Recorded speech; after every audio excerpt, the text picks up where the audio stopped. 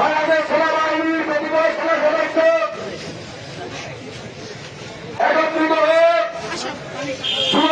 প্রত্যানের মহানায়ক আওয়ামী প্রতিবাদের বিজয়ের সর্বশ্রেষ্ঠ নায়ক বিভিন্ন হামলা করে এই হামলার যারা হামলা করেছে তাদেরকে শনাক্ত করে আইনের ব্যবস্থা না নেওয়া হয় তাহলে আমরা এই ইন্ডিয়ান সরকার তথা স্বরাষ্ট্রমন্ত্রী 4-5 ভবন ঘেরাও করব, আমরা সচিবালয় ঘেরাও করব, আমরা এই বাংলাদেশের মানুষকে জানিয়ে দিতে চাই বিভিন্ন